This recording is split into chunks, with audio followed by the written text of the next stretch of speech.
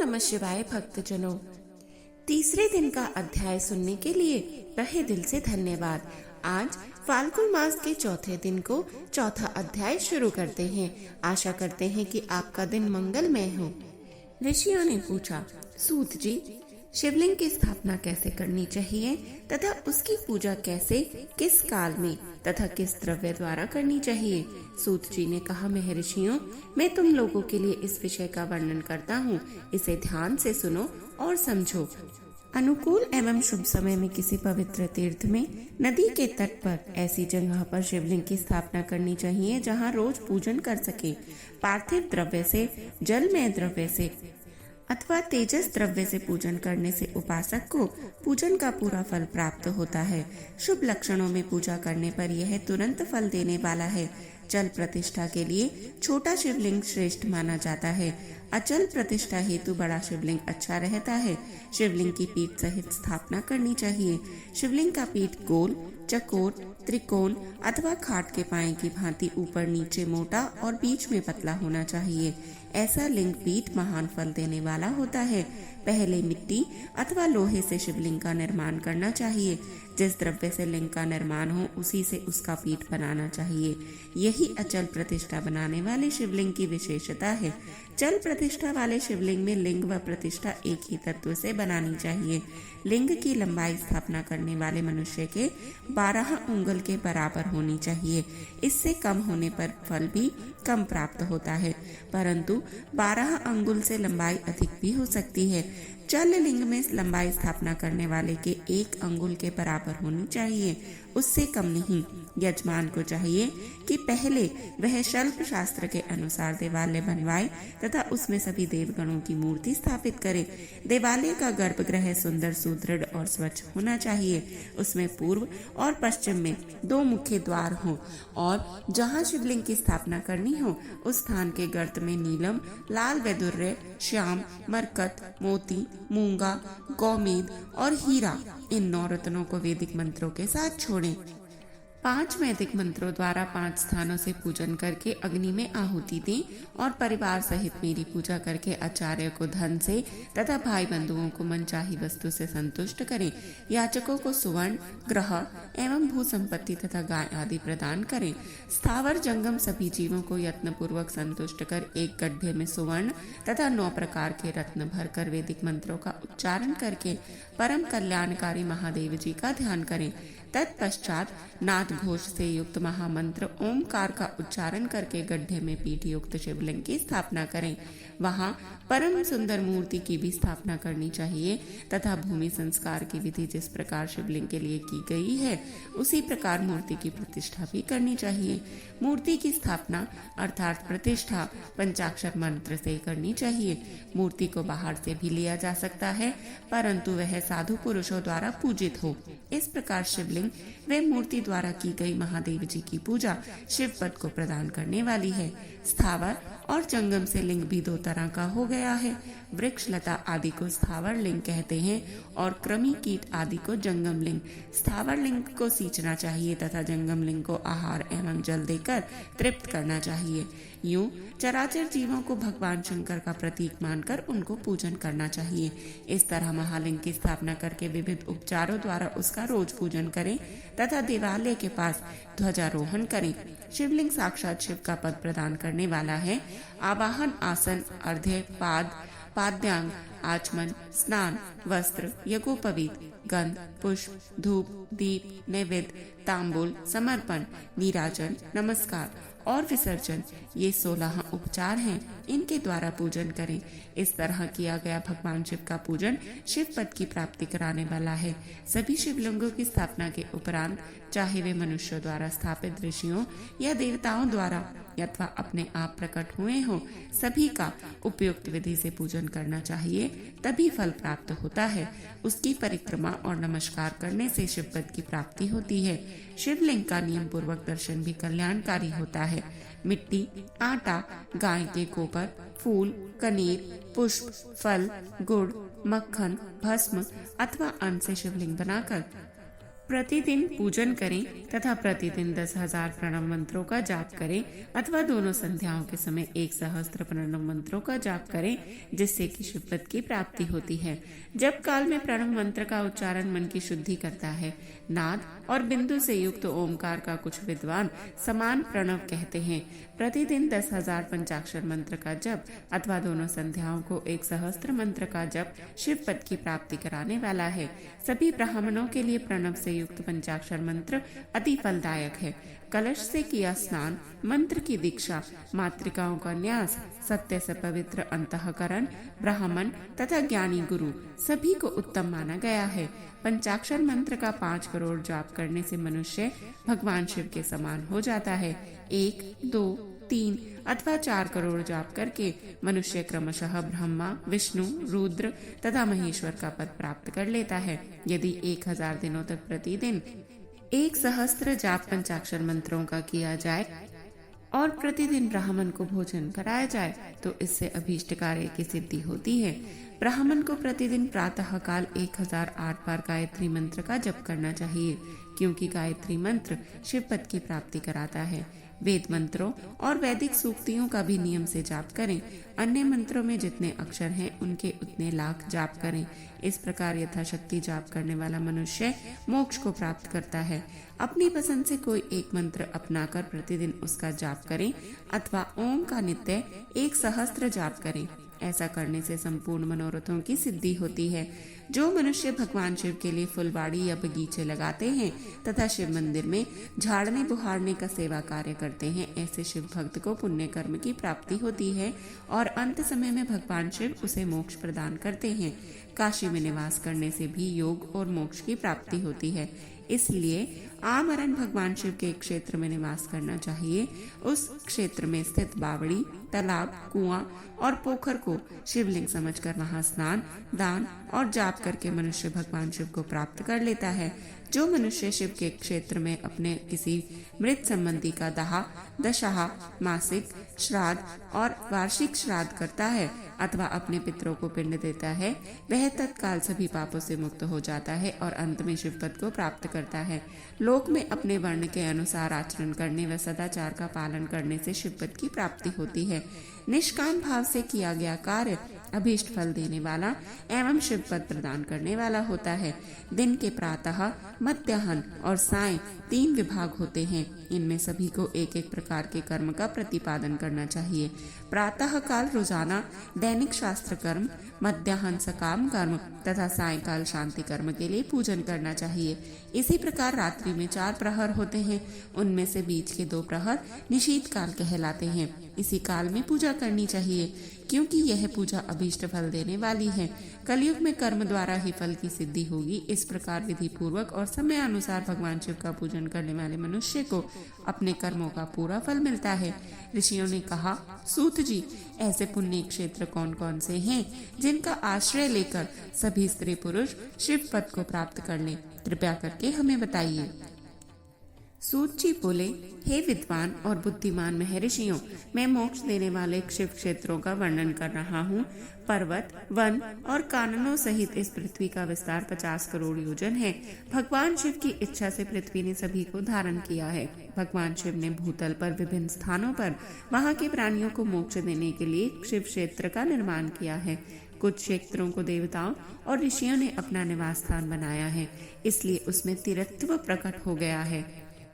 बहुत से तीर्थ ऐसे हैं जो स्वयं प्रकट हुए हैं। तीर्थ क्षेत्र में जाने पर मनुष्य को सदा स्नान, दान और जप करना चाहिए, अन्यथा मनुष्य रोग, गरीबी तथा मूर्खता आदि दोषी का भागी हो जाता है।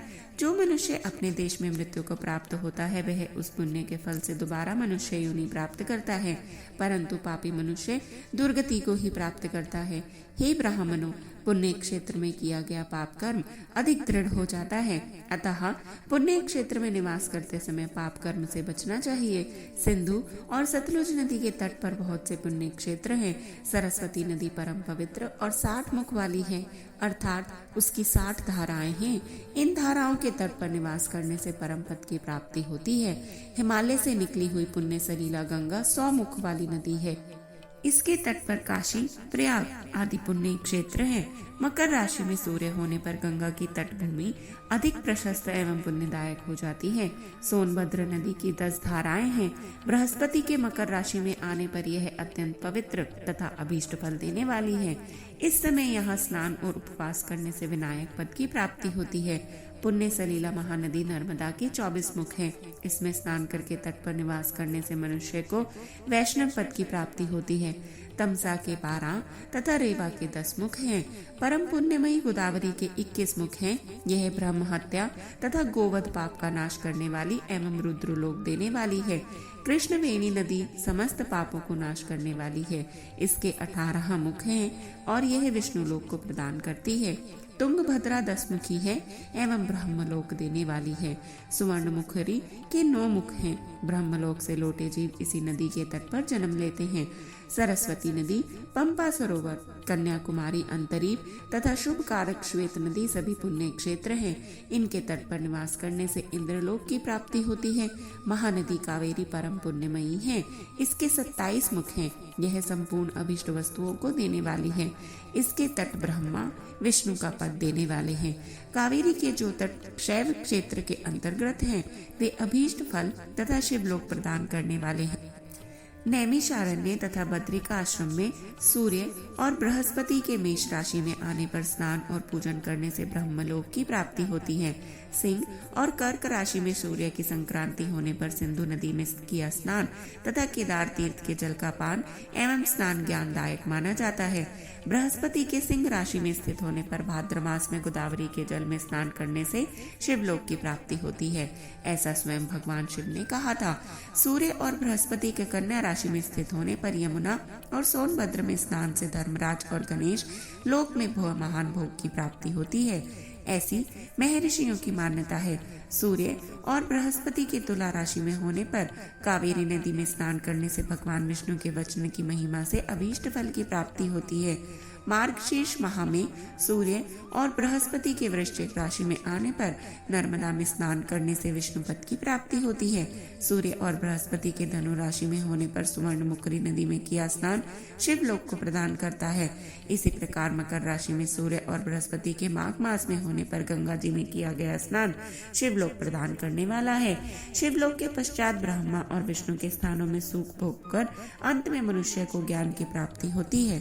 माघ मास में सूर्य के कुंभ राशि में होने पर फाल्गुन मास में गंगा तट पर किया श्राद्ध पिंडदान अथवा तिलोक दान पिता और नाना दोनों कुलों के पितरों की अनेकों पीढ़ियों को उद्धार देने वाला है।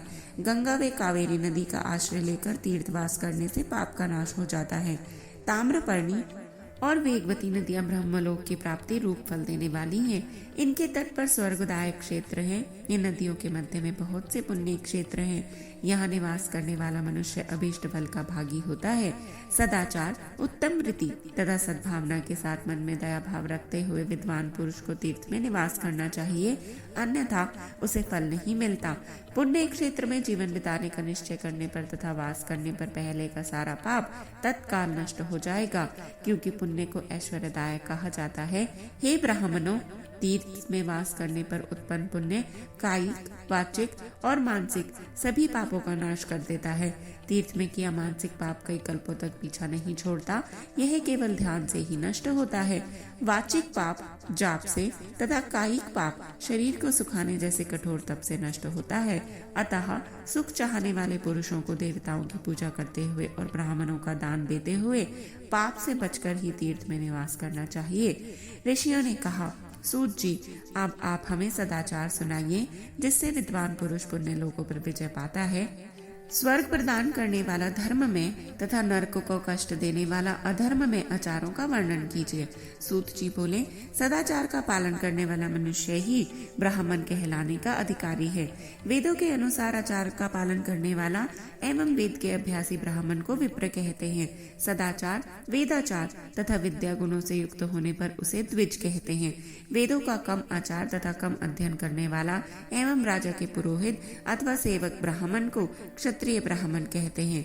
जो ब्राह्मण कृषि या वाणिज्य कर्म करने वाला है तथा ब्राह्मणोचित आचार का भी पालन करता है, वह वैश्य ब्राह्मण है तथा स्वयं खेत जोतने वाला शूद्र ब्राह्मण कहलाता है।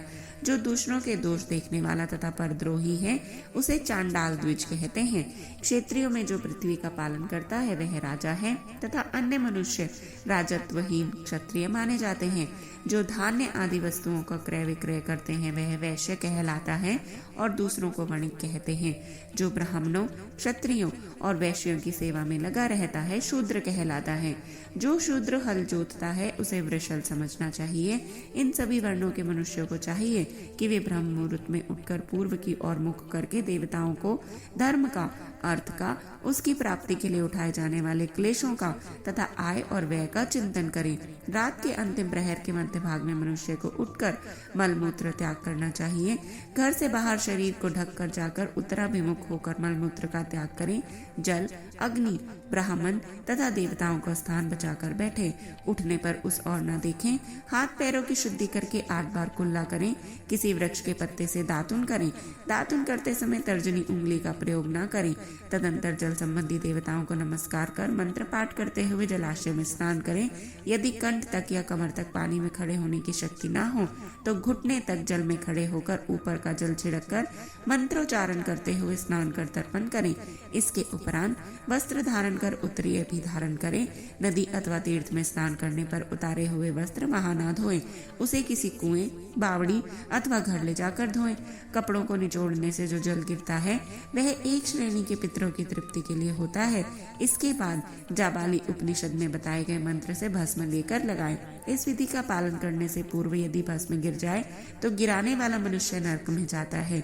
आपोहिष्टा मंत्र से पाप शांति के लिए सिर पर जल छिड़क कर यस्य क्षायस्य मंत्र पढ़कर पैर पर जल छिड़के।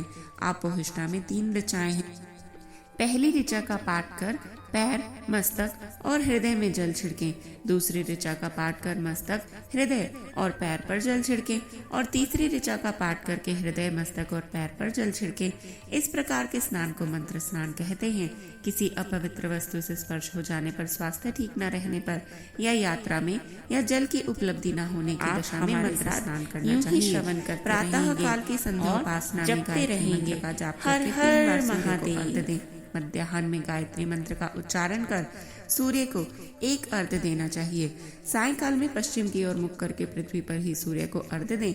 सायंकाल में सूर्यास्त से 2 घड़ी पहले की गई संध्या का कोई महत्व नहीं होता। ठीक समय पर ही संध्या करनी चाहिए। यदि संध्योपासना किए बिना 1 दिन बीत जाए तो उसके प्रायश्चित हेतु अगली संध्या के समय 100 गायत्री मंत्र का जाप करें। 10 दिन छूटने पर 1 लाख तथा 1 माह छूटने पर अपना उपनयन संस्कार कराएं। अर्थ सिद्धि के लिए ईश, गौरी, कार्तिकेय, विष्णु, ब्रह्मा, चंद्रमा और यम व अन्य देवताओं को शुद्ध जल से तर्पण करें। तीर्थ के दक्षिण में, मंत्रालय में, देवालय में अथवा घर में आसन पर बैठकर अपनी बुद्धि को स्थिर कर देवताओं को नमस्कार कर प्रणव मंत्र का जाप करने के पश्चात गायत्री मंत्र का जाप करें। प्रणव के अ, उ और म तीनों अक्षरों में जीव और ब्रह्मा की एकता का प्रतिपादन होता है। अतः प्रणव मंत्र का जाप करते समय मन में यह भावना होनी चाहिए कि हम तीनों लोकों की सृष्टि करने वाले ब्रह्मा, पालन करने वाले विष्णु तथा संहार करने वाले रुद्र की उपासना कर रहे हैं। यह ब्रह्म स्वरूप ओमकार हमारी कर्मेंद्रियां, ज्ञानेंद्रियां, मन की वृत्तियां तथा बुद्धि वृत्तियों को सदा भोग और मोक्ष प्रदान करने वाले धर्म एवं ज्ञान की ओर प्रेरित करे। जो मनुष्य प्रणव मंत्र के अर्थ का चिंतन करते हुए इसका जाप करते हैं वे निश्चय ही ब्रह्मा को प्राप्त करते हैं तथा जो मनुष्य बिना अर्थ जाने प्रणव मंत्र का जाप करते हैं उनको ब्राह्मणत्व की प्राप्ति होती है। इस हेतु श्रेष्ठ ब्राह्मण को प्रतिदिन प्रातःकाल 1000 गायत्री मंत्र का जाप करना चाहिए। मध्याह्न में 100 बार तथा सायं 28 बार जाप करें। अन्य वर्णों के मनुष्य को सामर्थ्य के अनुसार जाप करना चाहिए। हमारे शरीर के भीतर मूलाधार, स्वाधिष्ठान, मणिपुर, अनाहत, आज्ञा और सहस्त्रार नामक 6 चक्र हैं। इन 6 चक्रों में क्रमशः विद्वेश्वर, ब्रह्मा, विष्णु, ईश, जीवात्मा और परमेश्वर स्थित है। सद्भावना पूर्वक श्वास के साथ सोहम का जाप करें। सहस्त्र बार किया गया जाप ब्रह्मलोक को प्रदान करने वाला है। 100 बार किए गए जाप से इंद्र की प्राप्ति होती है। आत्मरक्षा के लिए जो मनुष्य अल्प मात्रा में इसका जाप करता है वह ब्राह्मण कुल में जन्म लेता है। 12 लाख गायत्री का जाप करने वाला मनुष्य ब्राह्मण कहा जाता है। जिस ब्राह्मण ने 1 लाख गायत्री का भी जप न किया हो तो उसे वैदिक कार्यों में न लगाएं। यदि एक दिन उल्लंघन हो जाए तो अगले दिन उसके बदले में उतने अधिक मंत्रों का जाप करना चाहिए। ऐसा करने से दोषों की शांति होती है। धर्म से अर्थ की प्राप्ति होती है। अर्थ से भोग सुलभ होता है। भोग से वैराग्य की संभावना होती है। धर्म पूर्वक उपार्जित धन से भोग प्राप्त होता है। उससे भोगों के प्रति आसक्ति उत्पन्न होती है। मनुष्य धर्म से धन पाता है एवं तपस्याओं से दिव्य रूप प्राप्त करता है। कामनाओं का त्याग करने से अंतःकरण की शुद्धि होती है। उस शुद्धि से ज्ञान का उदय होता है। सतयुग में तप को तथा कलयुग में दान को धर्म का अच्छा साधन माना गया है। सतयुग में ध्यान से, त्रेता में तप से और द्वापर में यज्ञ करने से ज्ञान की सिद्धि होती है, परंतु कलयुग में प्रतिमा की पूजा से ज्ञान लाभ होता है। अधर्म हिंसात्मक और दुख देने वाला है। धर्म से सुख व अभ्युदय की प्राप्ति होती है। दुराचार से दुख तथा सदाचार से सुख मिलता है। अतः भोग और मोक्ष की सिद्धि के लिए धर्म का उपार्जन करना चाहिए। किसी ब्राह्मण को 100 वर्ष के जीवन के निर्वाह की सामग्री देने पर ही ब्रह्मलोक की प्राप्ति होती है। 1 सहस्त्र चंद्रायन व्रत का अनुष्ठान ब्रह्मलोकदायक माना जाता है। दान देने वाला पुरुष जिस देवता को सामने रखकर दान करता है, अर्थात जिस देवता को वह दान द्वारा प्रसन्न करता है, उसी देवता का लोक उसे प्राप्त होता है। धनहीन पुरुष तपस्या कर अक्षय सुख को प्राप्त कर सकते हैं। ब्राह्मण को दान ग्रहण कर तथा यज्ञ करके धन का अर्जन करना चाहिए। क्षत्रिय बाहुबल से तथा वैश्य कृषि एवं गोरक्षा से धन का उपार्जन करे। इस प्रकार न्याय से उपार्जित धन को दान करने से दाता को ज्ञान की सिद्धि प्राप्त होती है एवं ज्ञान से ही मोक्ष की प्राप्ति सुलभ होती है। गृहस्थ मनुष्य को धन धान्य आदि सभी वस्तुओं का दान करना चाहिए। जिसके अन्न को खाकर मनुष्य कथा श्रवण तथा सद्कर्म का पालन करता है तो उसका आधा फल दाता को मिलता है। दान देने वाले मनुष्य को दान में प्राप्त वस्तु का दान तथा तपस्या द्वारा पाप की शुद्धि करनी चाहिए। उसे अपने धन के 3 भाग करने चाहिए। एक धर्म के लिए, दूसरा वृद्धि के लिए और तीसरा उपभोग के लिए। धर्म के लिए रखे धन से नित्य, नैमित्तिक और इच्छित कार्य करें। वृद्धि के लिए रखे धन से ऐसा व्यापार करें जिससे धन की प्राप्ति हो तथा उपभोग के धन से पवित्र भोग भोगें। खेती से प्राप्त धन का 10वां भाग दान कर दें। इससे पाप की शुद्धि होती है। वृद्धि के लिए किए गए व्यापार से प्राप्त धन का 6वां भाग दान देना चाहिए। विद्वान को चाहिए कि वे दूसरों के दोषों का बखान न करे। ब्राह्मण भी दोषवश दूसरों के सुने हुए या देखे हुए छिद्र को कभी प्रकट न करे। विद्वान पुरुष ऐसी बात न कहे जो समस्त प्राणियों के हृदय में रोष पैदा करने वाली हो। दोनों संध्याओं के समय अग्नि को विधि पूर्वक दी हुई आहुति से संतुष्ट करें। चावल, धान्य, घी, फल, कंद तथा हविष्य के द्वारा स्थालपक बनाएं और यथोचित रीति से सूर्य और अग्नि को अर्पित करें। यदि दोनों समय अग्निहोत्र करने में असमर्थ हो तो संध्या के समय जाप और सूर्य की वंदना कर लें। आत्मज्ञान की इच्छा रखने वाले तथा धनी पुरुषों को इसी प्रकार उपासना करनी चाहिए। जो मनुष्य सदा ब्रह्म यज्ञ करते हैं, देवताओं की पूजा, अग्नि पूजा और गुरु पूजा प्रतिदिन करते हैं तथा ब्राह्मणों को भोजन और दक्षिणा देते हैं, वे स्वर्गलोक के भागी होते हैं। ऋषियों ने कहा, प्रभो, अग्नि यज्ञ, देव यज्ञ और ब्रह्म यज्ञ का वर्णन करके हमें कृतार्थ करें। सूत जी बोले, महर्षियों, गृहस्थ पुरुषों के लिए प्रातः और सायंकाल अग्नि में 2 चावल और द्रव्य की आहुति ही अग्नि यज्ञ है। ब्रह्मचारियों के लिए समिधा का दान ही अग्नि यज्ञ है, अर्थात अग्नि में सामग्री की आहुति देना उनके लिए अग्नि यज्ञ है। द्विजों को जब तक विवाह न हो जाए उनके लिए अग्नि में समिधा की आहुति, व्रत तथा जाप करना ही अग्नि यज्ञ है। द्विजों, जिसने अग्नि को विसर्जित करके उसे अपनी आत्मा में स्थापित कर लिया है, ऐसे वानप्रस्थियों और सन्यासियों के लिए यही अग्नि यज्ञ है कि वे समय पर हित कर और पवित्र अन्न का भोजन कर लें। ब्राह्मणों, सायंकाल अग्नि के लिए दी आहुति से संपत्ति की प्राप्ति होती है तथा प्रातःकाल सूर्यदेव को दी हुई आहुति से आयु की वृद्धि होती है। दिन में अग्निदेव सूर्य में हो प्रविष्ट हो जाते हैं, अतः प्रातः काल सूर्य को दी आहुति अग्नि यज्ञ के समान ही होती है। इंद्र आदि समस्त देवताओं को प्राप्त करने के उद्देश्य से जो आहुति अग्नि में दी जाती है वह देव यज्ञ कहलाती है। लौकिक अग्नि में प्रतिष्ठित जो संस्कार निमित्त हवन कर्म है वह देव यज्ञ है। देवताओं को प्रसन्न करने के लिए नियम से विधि पूर्वक किया गया यज्ञ ही देव यज्ञ है। वेदों के नित्य अध्ययन और स्वाध्याय को ब्रह्म यज्ञ कहते हैं। मनुष्य को देवताओं की तृप्ति के लिए प्रतिदिन ब्रह्म यज्ञ करना चाहिए। प्रातः काल और सायंकाल को ही इसे किया जा सकता है। अग्नि के बिना देव यज्ञ कैसे होता है, इसे श्रद्धा आदर से सुने। सृष्टि के आरंभ में सर्वज्ञ और सर्वसमर्थ महादेव शिव जी ने समस्त लोगों के उपकार के लिए वारों की कल्पना की। भगवान शिव संसार रूपी रोग को दूर करने के लिए वैद्य हैं, सबके ज्ञाता तथा समस्त औषधियों के औषध हैं। भगवान शिव ने सबसे पहले अपने वार की रचना की जो आरोग्य प्रदान करने वाला है। तत्पश्चात अपनी माया शक्ति का वार बनाया जो संपत्ति प्रदान करने वाला है। जन्म काल में दुर्गतिग्रस्त बालक की रक्षा के लिए कुमार के वार की कल्पना की। आलस्य और पाप की निर्वृत्ति तथा समस्त लोगों का हित करने की इच्छा से लोक रक्षक भगवान विष्णु का वार बनाया। इसके बाद शिव जी ने पुष्टि और रक्षा के लिए आयु कर्ता त्रिलोक सृष्टा परमेष्टि ब्रह्मा का आयुष कारक वार बनाया। तीनों लोगों की वृद्धि के लिए पहले पुण्य पाप की रचना होने पर लोगों को शुभाशुभ फल देने वाले इंद्र और यम के वारों का निर्माण किया। ये वार भोग देने वाले तथा मृत्यु भय को दूर करने वाले हैं। इसके उपरांत भगवान शिव ने 7 ग्रहों को इन वारों का स्वामी निश्चित किया। ये सभी ग्रह नक्षत्र ज्योतिर्मय मंडल में प्रतिष्ठित हैं। शिव के वार के स्वामी सूर्य हैं, शक्ति संबंधी वार के स्वामी सोम, कुमार संबंधी वार के अधिपति मंगल, विष्णु वार के स्वामी बुध, ब्रह्मा जी के वार के स्वामी बृहस्पति, इंद्र वार के स्वामी शुक्र व यम वार के स्वामी शनि हैं। अपने अपने वार में की गई देवताओं की पूजा उनके फलों को देने वाली है। सूर्य आरोग्य और चंद्रमा संपत्ति के दाता हैं। बुध व्याधियों के निवारक तथा बुद्धि प्रदाता है। बृहस्पति आयु की वृद्धि करते हैं। शुक्र भोग देते हैं और शनि मृत्यु का निवारण करते हैं। इन 7 वारों के फल उनके देवताओं के पूजन से प्राप्त होते हैं।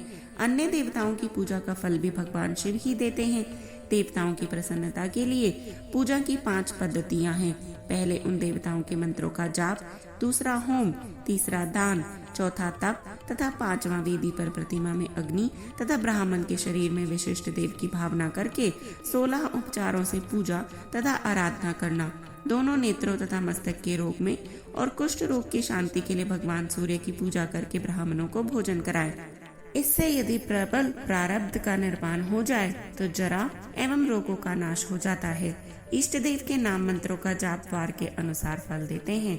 रविवार को सूर्य देव व अन्य देवताओं के लिए तथा अन्य ब्राह्मणों के लिए विशिष्ट वस्तु अर्पित करें। यह साधन विशिष्ट फल देने वाला होता है तथा इसके द्वारा पापों की शांति होती है। सोमवार को संपत्ति व लक्ष्मी की प्राप्ति के लिए लक्ष्मी की पूजा करें तथा पत्नी के साथ ब्राह्मणों को घी में पका अन्न भोजन कराएं। मंगलवार को रोगों की शांति के लिए काली की पूजा करें। उड़द, मूंग एवं अरहर की दाल से युक्त अन्न का भोजन ब्राह्मणों को कराएं। बुधवार को दधि युक्त अन्न से भगवान विष्णु का पूजन करें। ऐसा करने से पुत्र और मित्र की प्राप्ति होती है। जो दीर्घायु होने की इच्छा रखते हैं वे बृहस्पतिवार को देवताओं को वस्त्र, यज्ञोपवीत तथा मिश्रित खीर से पूजन करें। भोगों की प्राप्ति के लिए शुक्रवार को एकाग्रचित होकर देवताओं का पूजन करें और ब्राह्मणों की तृप्ति के लिए षड रस युक्त अन्न दें। स्त्रियों की प्रसन्नता के लिए सुंदर वस्त्र का विधान करें। शनिवार अपमृत्यु का निवारण करने वाला होता है। इस दिन रुद्र की पूजा करें। तिल के होम व दान से देवताओं को संतुष्ट करके ब्राह्मणों को तिल मिश्रित भोजन कराएं। इस तरह से देवताओं की पूजा करने से आरोग्य एवं उत्तम फल की प्राप्ति होगी। देवताओं के नित्य विशेष पूजन, स्नान, दान, जाप, होम तथा ब्राह्मण तर्पण एवं रवि आदि वारों में विशेष तिथि और नक्षत्रों का योग प्राप्त होने पर विभिन्न देवताओं के पूजन में जगदीश्वर भगवान शिव ही उन देवताओं के रूप में पूजित होकर सब लोगों का आरोग्य फल प्रदान करते हैं। देश, काल, पात्र, द्रव्य, श्रद्धा एवं लोक के अनुसार उनका ध्यान रखते हुए महादेव जी आराधना करने वालों को आरोग्य आदि फल देते हैं। मंगल कार्यों के आरंभ में और अशुभ कार्यों के अंत में तथा जन्म नक्षत्रों के आने पर गृहस्थ पुरुष अपने घर में आरोग्य की समृद्धि के लिए सूर्य ग्रह का पूजन करें। इससे सिद्ध होता है कि देवताओं का पूजन संपूर्ण अभिष्ट वस्तुओं को देने वाला है। पूजन वैदिक मंत्रों के अनुसार ही होना चाहिए। शुभ फल की इच्छा रखने वाले मनुष्यों को 7 दिन अपनी शक्ति के अनुसार देव पूजन करना चाहिए। निर्धन मनुष्य तपस्या व व्रत आदि से तथा धनी धन के द्वारा देवी देवताओं की आराधना करे। जो मनुष्य श्रद्धा पूर्वक इस तरह के धर्म का अनुष्ठान करता है वह पुण्य लोक में अनेक प्रकार के फल भोग कर पुनः इस पृथ्वी पर जन्म ग्रहण करता है। धनवान पुरुष सदा भोग सिद्धि के लिए मार्ग में वृक्ष लगाकर लोगों के लिए छाया की व्यवस्था करते हैं और उनके लिए कुएं बावली बनाकर पानी की व्यवस्था करते हैं। वेद शास्त्रों की प्रतिष्ठा के लिए पाठशाला का निर्माण या अन्य किसी भी प्रकार से धर्म का संग्रह करते हैं और स्वर्ग लोक को प्राप्त होते हैं। समय अनुसार पुण्य कर्मों के परिपाक से अंतःकरण शुद्ध हो जाने पर ज्ञान की सिद्धि होती है। द्विजों, इस अध्याय को जो सुनता, पढ़ता एवं सुनने की व्यवस्था करता है उसे देवी यज्ञ का फल प्राप्त होता है। ओम नमः शिवाय। आगे के 5वें दिन के 5वें अध्याय को पढ़ने के लिए हमारे साथ यूं ही जुड़े रहें और सदैव जपते रहें। हर हर महादेव।